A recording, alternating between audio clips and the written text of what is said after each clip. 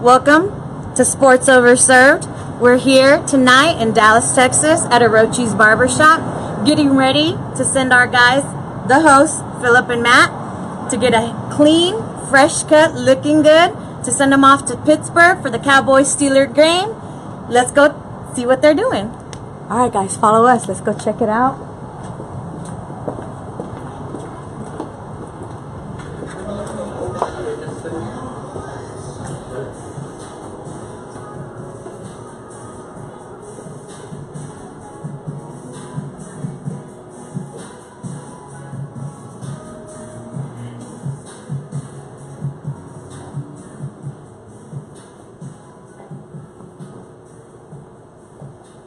Philip, what are you doing? We're supposed to be getting our hair cut. You're not supposed to be cutting people's hair. My goodness.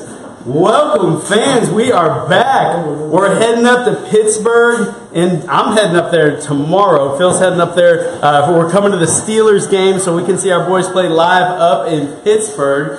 And we had to come back and tell you how the week went. Philip, I know you watched the game at home. I was on the road the whole time. What did you think of the Browns game? It's complete domination. I mean, this is exactly before this last game. Everyone was talking about a trap game, this trap game, that. The Cowboys came out, completely dismantled the Browns, offensively, defensively. They showed they were the better team in a discussion. Great win by the Cowboys because they didn't play down to the competition, which they used to do in past times. Yeah, and it was a great win. And these trap games, you know, were dominant. We should have dominated that game, and we did. And that's sometimes what Cowboys of old didn't do. You know, we came out and we played down to our competition, right? And that's something you just can't do. If you're going to be a dominant force, if you're going to be the best team in the NFC East, in the NFC, and maybe in the NFL, if they're with the Patriots at 7-1, then we've got to come out and beat teams by 25 that we're supposed to beat by 25. Yeah, absolutely. And one of the things that the Cowboys defense showed up big time here is the Browns actually, we know they're 0-8 or now 0-9, but one of the things that their offense against opposing defenses, this is the best opposing defense performance by any team, and they played some pretty decent teams, but our defense played better against the Browns than anyone has so far this year. Yeah, and we should have, you know, we had the first drive. You know, it looked like they were going to come down and score a touchdown on us that very first drive. David Irving got kicked out. I think that gave some emotion to the game and then allowed us to continue to be a dominant team and pretty much shut them out. You know, they had that one touchdown, but pretty much shut them out for the rest of the game and let the Cowboys be the Cowboys. Yeah. It was a dumb play by David Irving, but it might have been one of those things like when a coach gets a technical foul in basketball or a personal foul or something like that. Yeah. It could be what it is. Yeah, and one of the good things is we got out of this game, we scored a lot of points, and we got to conserve Zeke. We're going to need Zeke a lot. We'll get into Pittsburgh here. I know everyone wants to talk about Pittsburgh and the Cowboys this week, but one of the good things about the Browns game, he only had 18 carries, so he should be fresh. He's fresh. He's had 25, 30 carries other weeks. He didn't get used that much last week, so that's a good positive sign for the Cowboys heading into the Steelers game. Yeah, and fans out there, make sure you're commenting, leaving questions, leaving what you want us to talk about. We've got an open schedule today of different things to talk about. We're going to hit the NFC East and the Steelers, of course. But let us know what you're thinking. You know, there's so many things out there with Romo, you know, all the rumors coming out, which we're going to get into. But one thing that I did see in the Cleveland Brown games that Witten has maybe on Dak's side now. I mean, this is the most yards Witten's had since 2013. What, he had 134 yards? 134 yards, yeah. I mean, he absolutely did well, but keep in mind, guys, it's the Cleveland Browns. I think Alabama can field a better defense than the Cleveland Browns right now. So you have to, take a good win. That's a win you have to have, right? But it's also Jason Witten looked quicker, Beasley looked quicker. Everyone looks quicker against the Browns, so you got to kind of tone it down when you're looking at that. They definitely do, and it still hasn't sunk in. I don't think we're 7-1. We are 7-1. It doesn't feel like why didn't we start our podcast 2 or 3 years ago? Because the Cowboys have been doing great since we started our podcast. It's been amazing. It's been amazing, and let's get into the NFC East, though. Okay. Right? Because everybody's favored in the NFC East this week, except us. So wait, didn't you just tell me we're 7-1? We're 7-1. We're playing a 500 team, and they're favored by 2.5 or 3. It's been going back and forth. It's at 2.5 now. People have been taking the Cowboys heavy, so it's going down. But what in the world? A 4-4 team where Big Ben, I know he looked pretty good in the fourth quarter, but he did not look good last week against Baltimore. Yeah. How are we? Well, let me tell you this. Big Ben coming after games with an injury, he's 2-6. He doesn't play very well right after returning from injury. But the next week, if you look at the numbers, they increase substantially. And one of the things that you have to think is they're a different team on the road versus at home. They are. But before we get into the Steelers, let's get into the rest of the NFC East. Okay, yeah, right? I'm jumping ahead. So, because we've got, Minnesota, who looked like crowd killers. Yeah. They're 3 straight losses, right? And they're going into Washington. Yeah. And they're playing a 4-3-1 because of that tie against Cincinnati and London. They're playing them, and Washington's favored, I think, by 2.5. Yeah, and you know what? That's a good line. I think Washington right now is probably the better team. I mean, Minnesota, what is that? 3 in a row that they've lost. So Washington is the better team, I think, and that's a good line, and I would probably take that on Sunday. Yeah, and let's get into Philly just a second. I think KJ's got some comments out there from the community. So I'm not sure where this comes from, but Anthony De Hoyos says that Romo's more dangerous as a backup QB than a starter. Well, okay. I don't know what that means. Maybe that he's been in Dak's ear and given him motivation and given him veteran leadership, which I think he has been. To see a rookie quarterback playing as well as he is, there's got to be Romo helping him out a little bit, but I don't know if you'd say he's better as a backup than a starting quarterback. I mean, we've never really seen Romo as a backup after he started, right? So since he's been starting since 2006, he's never been a backup. So I disagree with that. I think Romo, and we'll get into the Romo-Dak debate that we do every week, but Romo, I think Romo's more effective on the field than on the bench. Just my thought. He probably is, but now looking at Philly, 4-4, right? They lost against the Giants last week. They're coming home. Yeah. Hosting Atlanta, who's 6-3, who looks like another team. Probably them and us are the best 2 teams in the NFC East. That offense is incredible. That's one of the best offenses we've seen in a while with Julio Jones, and Matt Ryan's playing at MVP pace. Philly was getting favored in this game, and now it's gone back to even. But this looks like a game Atlanta is just waiting to take. Well, I mean, to your point, Philly's a good team, but we saw what Philly did to our offense. They slowed us down pretty much for the majority of the game. Let's be honest here. They slowed us down. Atlanta is they're a top-notch offense. They actually are ranked number 2, I believe, and we're ranked number 3 total offense. So Atlanta, that's going to be a great matchup. Philly, I think Philly can win that game, but I think Atlanta will win that game. I think we got a question from Kevin here. Yeah. Trey, I don't know how to say this, but Trey Gabosh, he says, I'd be pissed if I was cutting Philip's hair because he keeps moving his head. He's not a very good client. I'm trying to keep it steady here for Jose here at Orochi's, but I'm doing my best. It's hard to talk. Y'all haven't done this. Y'all have to talk to take questions, talk to KJ. Well, it's tough. But I think they're underestimating the skill set of Orochi Barbers. I think that's the problem here. She cuts hair better than she looks, is what I've heard. So. But the Giants now, so everybody's at home because the Giants are home. This is Monday Night Football right here. This might be the best Monday Night Football game of the year with Cincinnati coming into New York and playing the Giants. Giants are 5-3. Cincy's had a down year, right? They're 3-4-1. They've got the tie against Washington we were talking about earlier. Right, but what do you see? Is this where Cincy kind of bounces back and starts making that push towards the playoff, or does New York and Eli do what they always do and come back in the second half of the year? You're exactly right. That's exactly what they're doing. New York, I got a chance, to watch that Philly-New York game over, and New York is not that they scare me from a Cowboys perspective. I understand we're 2 games ahead of them right now, but they look like they're starting to get on a mini run.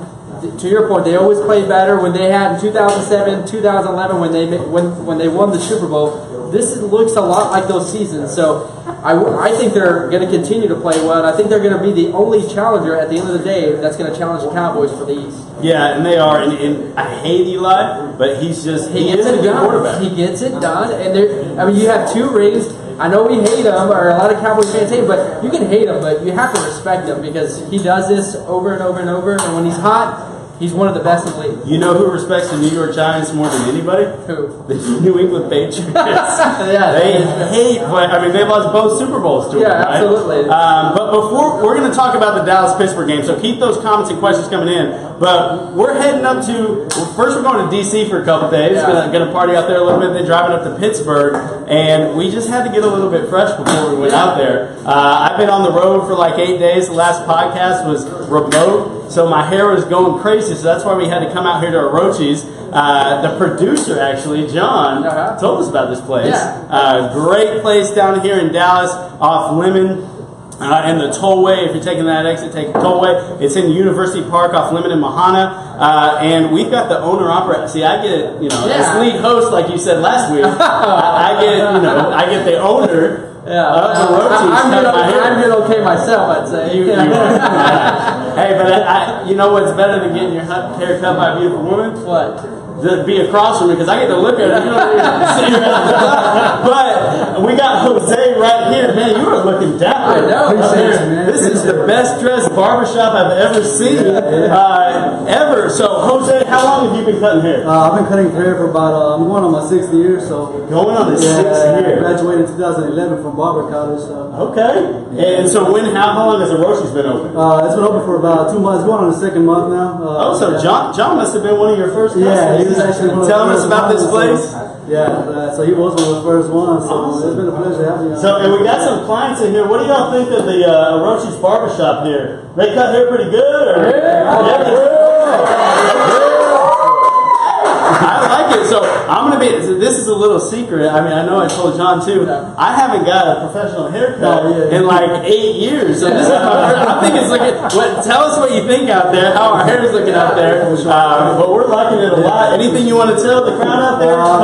So I have a promotion going on if you actually come out to the barbershop and you mention the sports served or the Cowboys on NB, then you could actually get like a discount, like a $5 discount or something like that.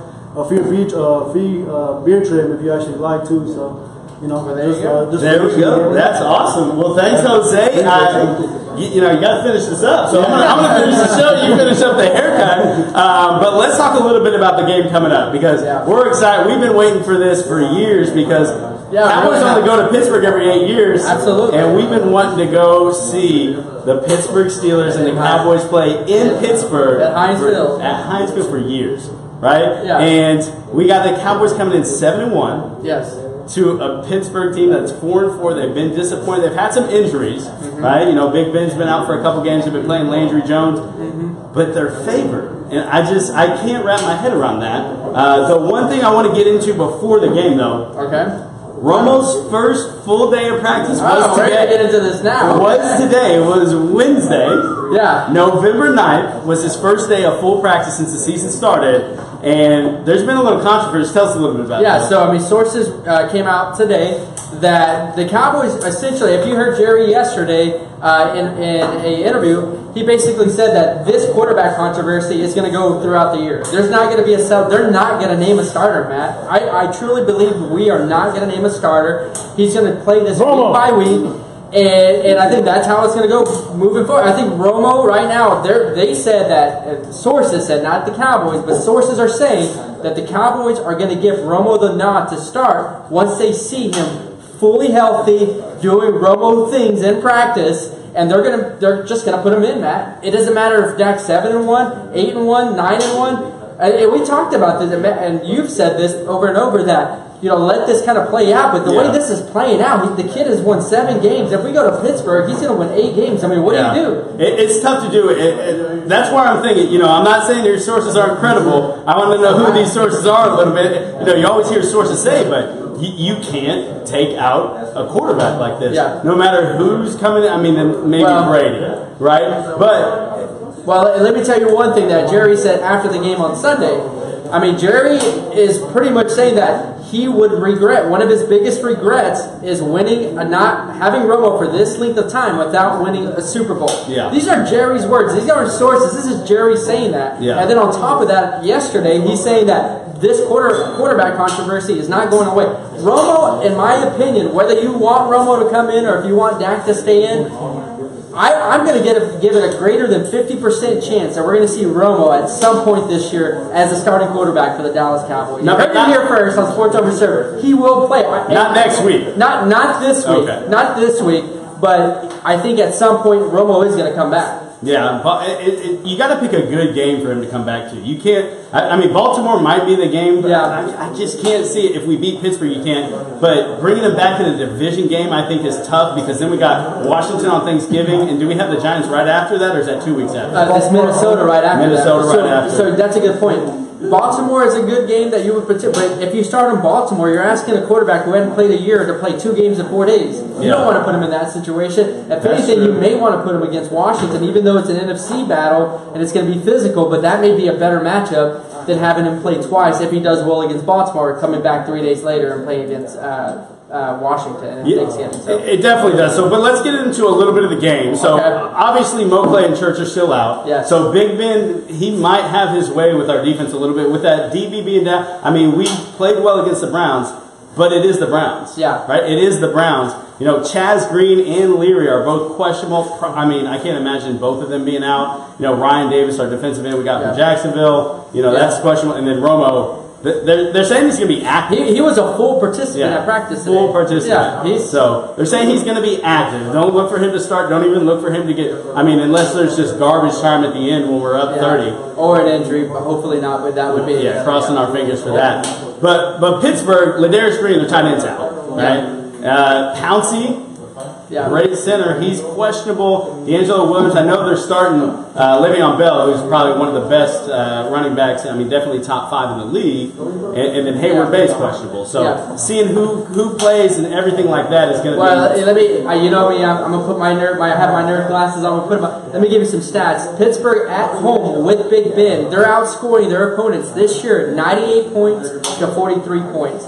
Not only is their offense scoring a lot, but their defense with Big Ben at home is only allowing 14.3 points per game. Yeah. That doesn't sound good just from a statistical standpoint. Now, you're playing probably the best offense you played against outside of the Patriots because they played the Patriots a couple weeks ago, but they're a tough team at home. I know the record is 4-4, but with Big Ben, keep in mind he's missed a lot of time in the early part of the season. But with Big Ben at home, that is a really, really, really good team. Yeah. And the Cowboys, the good thing about this game, win or lose, not that we're conceding anything, but win or lose, our rookies, this is the closest thing they're going to have to a playoff atmosphere during the regular season. That crowd is going to be crazy. It's basically a night game, right? With daylight savings time, it's starting at 4:25. It's going to be a night game. People are going to be. It's Steelers, Cowboys, America's game of the week. It's going to be a huge game. And tickets were not cheap. And tickets were not cheap. So, I mean, this is going to be a great test for our young rookies to see how they do in that environment. I mean, I can't wait, man. I mean, excitement. I can't even. Yeah. So last I checked, before we started the show, it was 2.5 point favorite by Pittsburgh. Yeah. I want you not just pick the game, but give me what's the score? What's the final score of this game here? Matt, this game scares me, and the reason it scares me is that they're tied with Baltimore right now. It's a tight race for the Steelers in Baltimore in the AFC North. The Cowboys are cruising.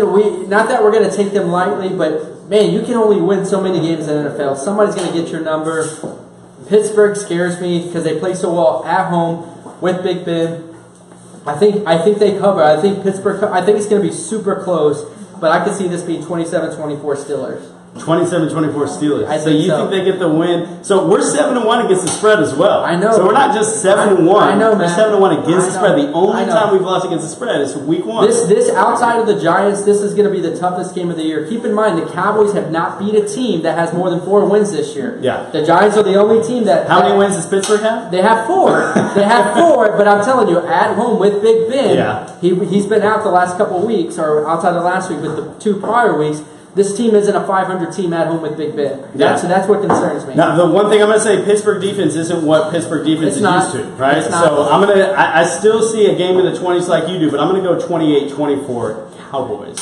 So I'm going to say, I say we get the win. I say 8-1, and they just put that pressure on Garrett. They put the pressure on Jerry Jones and Dak's just basically saying, I dare you not to start me. Well, yeah, I'm 8-1. Do it. Well, being fair to Dak, you can't. In my opinion, this is just Philip. opinion, you can't even have a discussion about starting Romo over Dak until the kid loses. I mean, that's just not fair. He's got to lose at least once, and that's not fair that you would even have a discussion after one loss. Right. Oh, yeah. It's not fair, but that's just the reality of this quarterback controversy and the situation we're in. Yeah. But I don't think it's fair to him that if he loses, then that's a done deal and you bring it right. I want to get one more opinion on this game because Jose says he's a Cowboys fan. I am a Cowboys. So I want we want some more input from this. What do you see? What's going to happen in this game? What's the final score of the Cowboys at the Pittsburgh Steelers? At the Pittsburgh Steelers, I think it's gonna be a pretty close game, but I think we'll end up taking the W, man. Just like we're gonna take the W. I think it's gonna be 8-1. What's the score? You got to give a score. Man, I think we're gonna be. It ain't gonna be no blowout, man. No blowout. No blowout. No. People are talking shit about it. 21, 24. Yeah. 21-24 Cowboys. Okay, so Dan Bailey gets a field goal. Dan Bailey didn't get to kick any field goals last week. Yeah. So we just had all those straight touchdowns. We got some more comments coming in, some more questions. Kevin? Yeah. Not a lot of questions necessarily, but James Coleman says, time to move to the future with Dak. Yeah. It is time to move to the future, and I think we've already kind of conceded that we are moving to the future. No, we haven't. I know these sources are coming out like you're saying and saying when Romo is ready. Yeah. But you can always say that because Jerry Jones can just come out and say, well, he's not 100%. He's 98.5% now. Yeah, and I to my point again, I don't think the Cowboys will even consider bringing Romo in until Dak loses. What I'm saying is that there's 2 in a row. I don't even think it's 2 in a row, man. You think we lose? They're not going to say it in the name of losses, right? They're not going to say we lost, now we're bringing in Romo. They're just going to say Romo's fully healthy. But I'm saying after a week, after he loses, no matter how he loses, even if it's not his fault. Like if we go to Pittsburgh, let's say we go to Pittsburgh, he plays great, and we lose. The argument can be, I'm going to use a Joseph Randall quote here, but the argument's going to be, is there meat on the bone by not starting Romo? Is there deep threats downfield that we are not seeing because Romo's not playing? And I think that's the argument, or at least what they're going to rationalize themselves with and say, that's what we're missing from this offense being as versatile and as explosive as it can be.